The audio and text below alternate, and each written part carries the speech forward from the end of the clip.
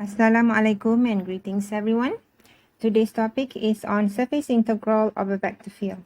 Okay, the surface integral of a vector field F measures the flow of the vector field F spreading on a surface sigma in the direction of the outward unit normal vector n from surface sigma, and it is called flux of F, denoted by F dot unit normal vector integrate over surface sigma.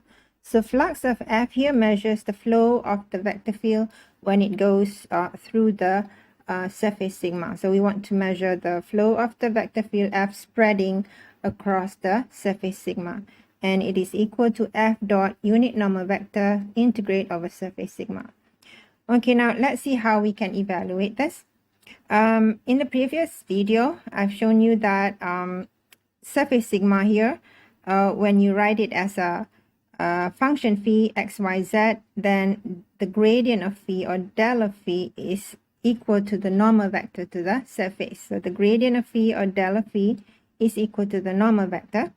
Normal vector divided by its magnitude is what we call the unit normal vector. And the relationship between ds and dA is ds is equal to the magnitude of the normal vector dA. I've explained this in the previous video. Okay, so from here, we can write flux of F as F dot unit normal vector n integrate over surface sigma by projecting this onto a region R, which is going to be either on the xy plane, xz plane, or yz plane. Okay, let me explain how we do this again. So F dot unit normal vector ds is equal to, well, we know that unit normal vector is really normal vector divided by its magnitude, and dA is magnitude of normal vector dA. And from here, when we simplify this, then we get this is F dot normal vector dA. Okay, that's how we get this formula here. So this is what we're gonna evaluate. That is how we measure flux of F. Okay. Now, on which plane should we project our surface sigma onto depends on how your surface is given. Okay, let's see here. Oops. If your surface is given as z as a function of x and y, what you do is you project your surface sigma onto the xy plane. And of course, unit normal vector ds will be replaced by normal vector dA. But if your surface is given as y as a function of x and z, you project your surface sigma onto the xz plane. And again, normal vector ds, unit normal vector ds will be replaced by normal vector dA. And lastly, if your surface sigma is given as x as a function of y and z, you project your surface sigma onto the yz plane. And again, unit normal vector ds will be replaced by normal vector dA. Okay, so first step is you have to get your gradient of phi, because the gradient of phi, as you know, is the normal vector to the surface. Okay, so first step you need to do is you need to rearrange your surface. So if your surface is given as z as a function of x and y, you rearrange your surface as phi of xyz, which is equal to z minus fxy. And excuse me. And if your surface is given as y as a function of x and z, again rearrange your equation so that you have a function phi xyz, which is in this case equal to y minus fxz. And if your surface is given as x equals fyz, again rearrange the equation so that you have your surface sigma as a function in terms of x, y, and z. In this case, it's x minus fyz. Okay, once you rearrange your surface sigma phi, then you can get del phi, which is the normal vector to the surface. But for every surface, you have two normal vector. Okay, one, and they are pointing in the opposite direction. So let's say, for example, you have this surface like so. Okay, so this surface have two normal vector and they are in the opposite direction. So let's say one is pointing this way, okay, and the other is pointing in the opposite direction, which is this way. All right, so they are both normal vector to the surface. It's just that you need to know which normal vector to choose, because what you want is the outward normal vector. Okay, because the flux depends on the outward normal vector. So we need to pick which normal vector to choose, either this one or this one. Okay, because they are in the opposite direction. Okay, so then we must choose the outward normal vector of phi from del phi or from negative del phi. Remember, they are in the opposite direction. Okay, so we must choose whether to pick del phi, the gradient of phi, or negative gradient of phi to be our normal vector. Okay, so now I'm going to explain which normal vector, which del phi to choose regarding our normal vector. Okay, so here we have 1, 2, 3 cases. Now, let's look at the first case. Okay, for the first case, for sigma given by z equals f of xy, the surface is facing either the positive side of z-axis or its negative side. Hence, we should check the z component or the vector unit k of del phi. It is positive k or negative k that makes del phi pointing outwards. So we must choose between n equals del phi or n equals negative del phi. So here, when your surface is given z as a function of x and y, you have to check for the z component.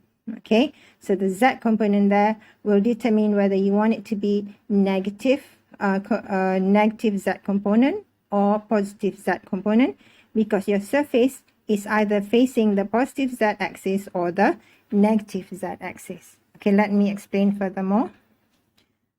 Okay, let's say your surface is given as z equals f of xy. So for example, z is equal to negative x squared plus y squared. Okay, so z equals negative x squared minus y squared, as you know from before. This is a paraboloid where if y is 0, you have a parabola, the set parabola, and if y is x is 0, again you have a parabola that open downwards. So what you have is something like this. Okay, so this would be your surface, z equals f of xy. As you can see, that paraboloid is facing the positive z-axis. So this is facing the positive z-axis. So if it's facing the positive z-axis, the normal vector, the outward normal vector would be like so. Okay, this would be the outward normal vector. It's facing the positive z-axis. So for the positive z-axis, the z component is always positive. But the x and the y component would be negative. So in this case, you want your k component to be positive. Why? Because it is facing the positive z-axis. The z and the y, the x and the y component varies, because here the x and y would be positive, but if you take this normal vector at this point, the y component would be negative, even though the x component is positive. But the k component, the z component is always positive.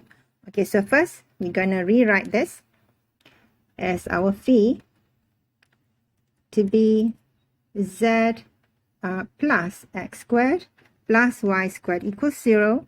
So the gradient of phi would be partial x, partial y, partial z.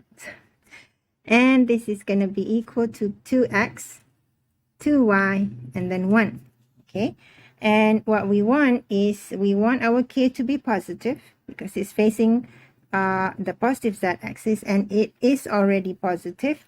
Hence, this is our normal vector.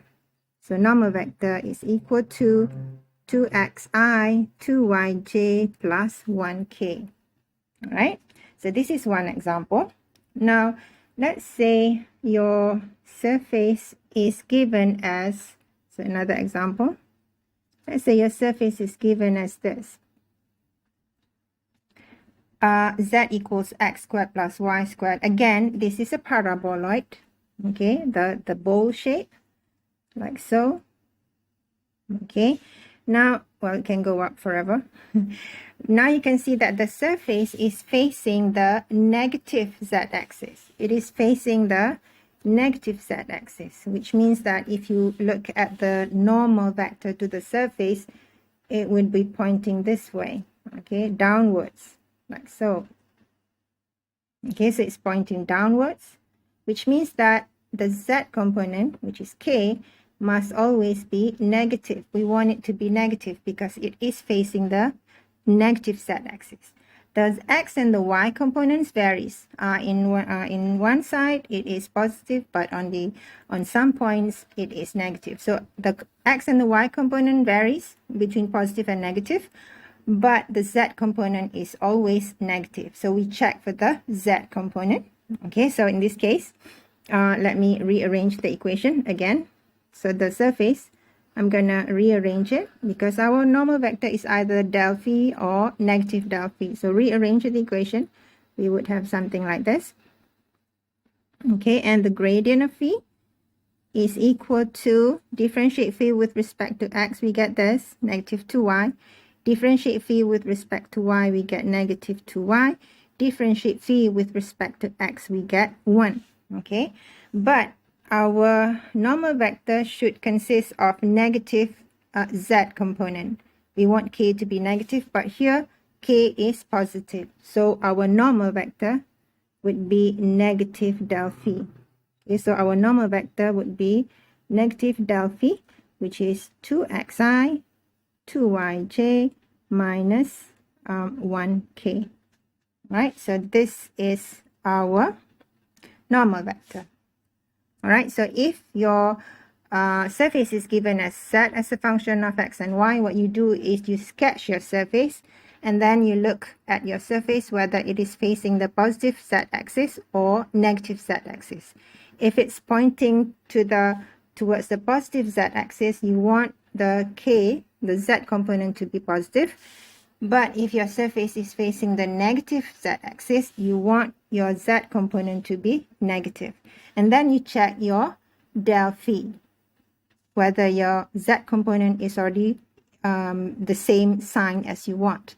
If it's not, then your normal vector would be negative del phi. So in our case here, we want k to be positive.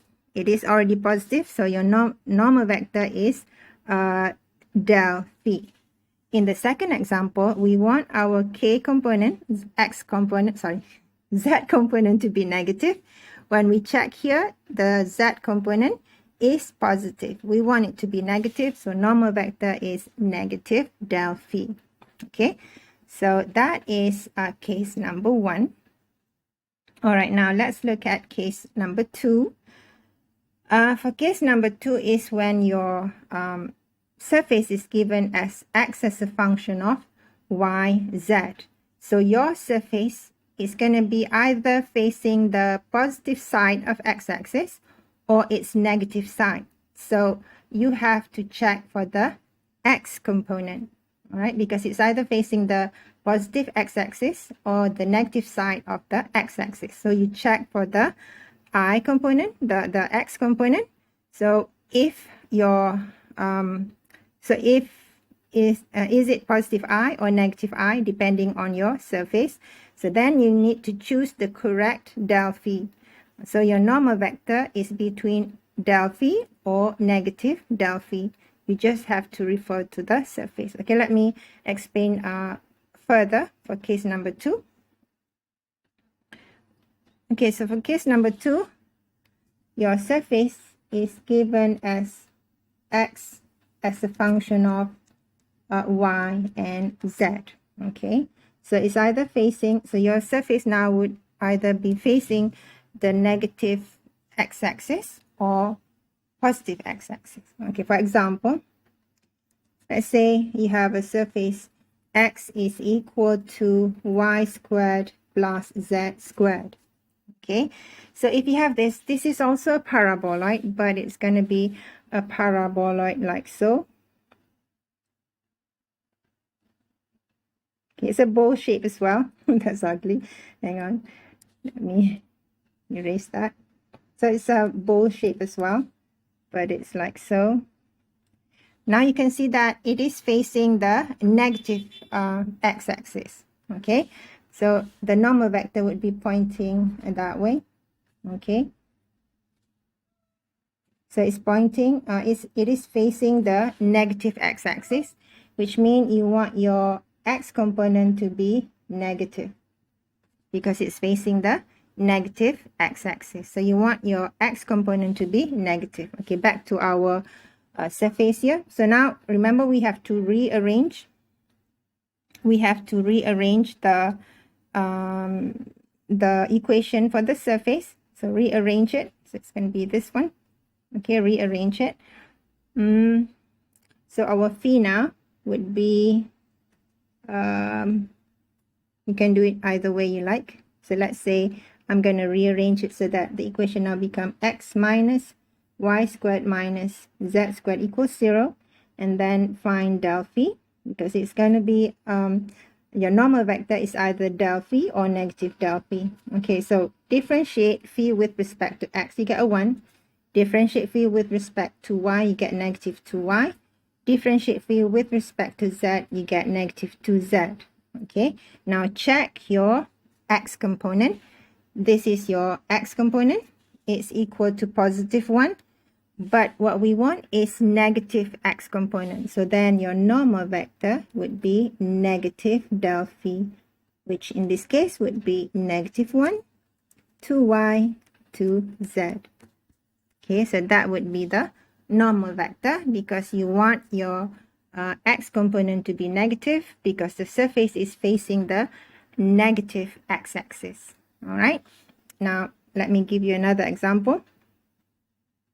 Let's say now your surface is x is equal to negative y squared minus negative z squared. Again, this is a paraboloid as well, but this shape of paraboloid, it's ugly paraboloid. Oh well. Maybe I can sketch it a bit prettier. Oh well, same old, same old. All right, so now you can see that the surface is facing the positive x-axis. So your normal vector would be like so. Okay, so the x component here will always be facing the negative, the positive x-axis, which means that you want the x component to be positive. Okay, now let's say here we rearrange the equation of the surface so that you have x, y, z function. So you can rewrite it as x plus y squared plus z squared. Then the gradient of phi now would be differentiate phi with respect to x, you get a 1. Differentiate phi with respect to y, you get 2y. Differentiate phi with respect to z, we get 2z. And then check the x component. You want it to be positive. Now you can check the x component. It is positive. So this is your normal vector. Okay. All right. So your surface is either facing the positive x-axis or negative x-axis. And then you check for the x component. Okay. Now let's look at the third case. If you understand the first and the second case, the third case would be easier. So for the third case, let's say your surface is given as y as a function of x and z. Then the surface is either facing the positive side of y-axis or its negative side. So what you do is you check for the y component, which is your j. So you check that whether you want your j to be positive or negative. Then your normal vector is either del phi or negative del phi. Okay, let me explain that again in much more detail. Okay, now for example, example, let's say your surface is given as y is equal to x squared plus z squared. Again, this is going to be a paraboloid, like so. Say something like this. Okay. Then, as you can see, your paraboloid here is facing the negative y-axis. So the normal vector to the surface would be like so. Okay, it's pointing like that. Okay, as you can see, the y component is always to the it's always negative because it's always to the left, but the x and the z component varies. Here the z component is positive, here the z component is negative, but the y component is always to the left, meaning that you want the j component to be negative. You want your j component to be negative because the surface is facing the negative y-axis. Okay, now let's rewrite our surface.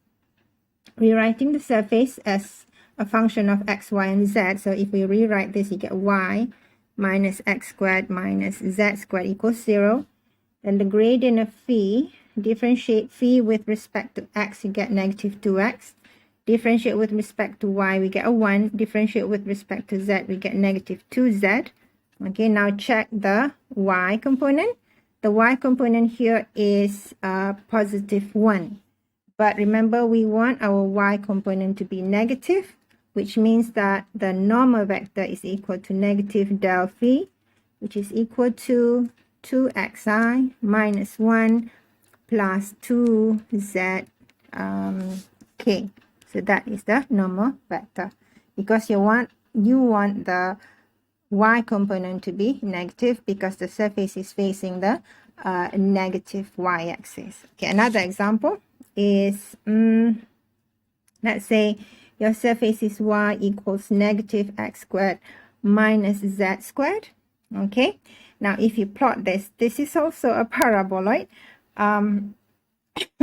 but it's facing like so.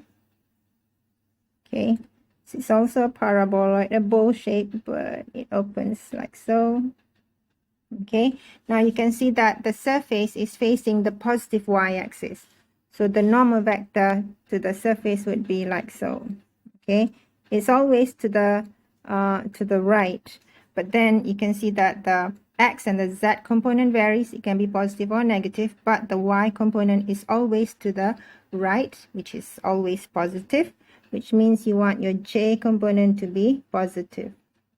Okay, now rewriting our surface sigma as a function of x, y, and z.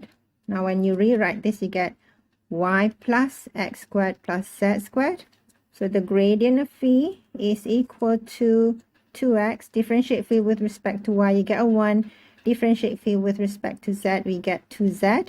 And then you check for the y component, and here the y component is already positive, the same sign as what we want. Then this is our normal vector. So normal vector is our del phi, which is equal to 2xi plus 1j plus 2zk. Okay, so that's how you determine which one is your normal vector. So your normal vector is either del phi or negative del phi, or the gradient of phi or negative gradient of phi. So it depends on where your surface sigma is facing. All right, so if it's z equals f of xy, you check for the z component. Either it's facing upward or downward. If your surface is given as x as a function of y and z, you check for the x component. This can either be positive or negative. If your surface is given as y as a function of x and z, you check for the y component. The surface will either be facing the positive y-axis or negative y-axis. So you check for the y component. So that is your normal vector. It's either del phi or negative del phi. Okay, once you have that, then you can evaluate by using this. Okay, so then you can evaluate by using this formula, because then you know which one is your normal vector. So you just dot f and n first, project onto the plane, either xy plane, xz plane, or yz plane. Then it's back to double integral and then evaluate as usual. For the example, I'm going to save that in our next video. Thank you.